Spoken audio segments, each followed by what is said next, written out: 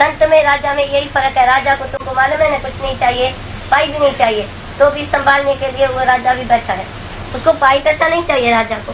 पर राजा जैसा बेकारी कोई नहीं है, तो राजा भी अपने राजा ही में फंसेला है।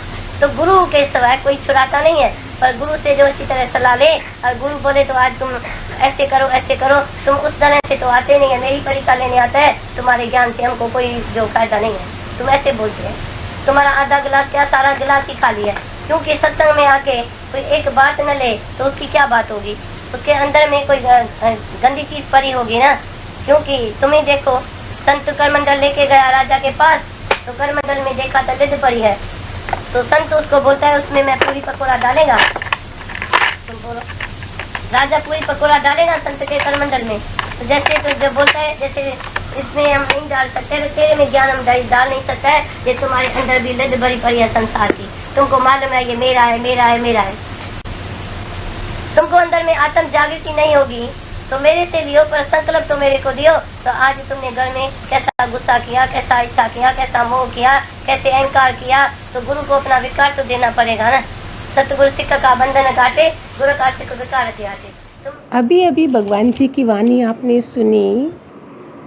हमारा आधा गिलास भरा आधा खाली है, आधा गिलास खाली है या बड़ा है।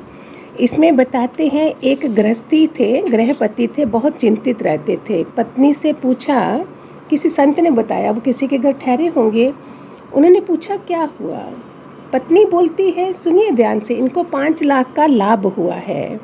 अगर आप मेरे पति को पूछोगे तो वो बोलेंगे 5 लाख की हानि हुई है। देखो आधा गिलास भरा है या आधा गिलास खाली है। पत्नी लाभ नहीं, पति लाभ नहीं, पत्नी लाभ बोल रही है, पति हानि बोल रहे हैं, क्योंकि उन्होंने 10 लाख की हानि सोची हुई थी।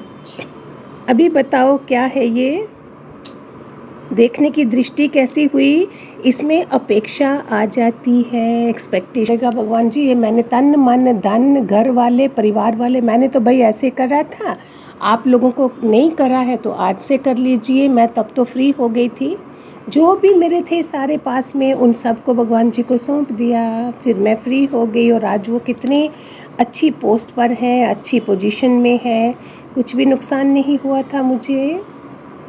भगवान को सरेंडर करना इम्पॉर्टेंट है। मैं अपनी रहनी में जो मेरा अनुभव था भगवान जी के साथ उसमें बता चुकी हूँ, आपने कभी दोबारा सुनना होगा तो सुन लीजिए।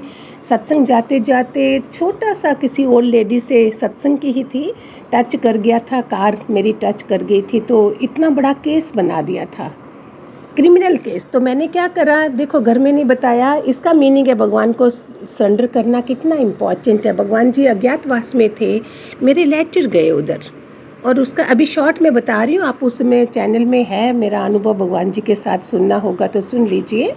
तो उसके साथ केस ख़त्म हो गया। ये होता है सरेंडर करना। घर वालों को नहीं बताया था, घर वालों को बताती तो लड़ाई झगड़े और ये सब होता, FIR होती। उन्होंने FIR लेकिन हमने नहीं करी थी, मेरा केस ख़त्म हो गया था। प्यारे बच्चों, ये बताती हूँ भगवान जी का खुल के, सो दैट आप और भी इजी वे से, नए नए लोग हैं ना, पुराने तो कैच करते होंगे, नए लोगों को मुश्किल आती थी इसलिए रिक्वेस्ट करी, तो मैंने ऐसा करा है, साथ में खोल के बताना। ठीक है, हरिओम, खूब सारे आशीर्वाद।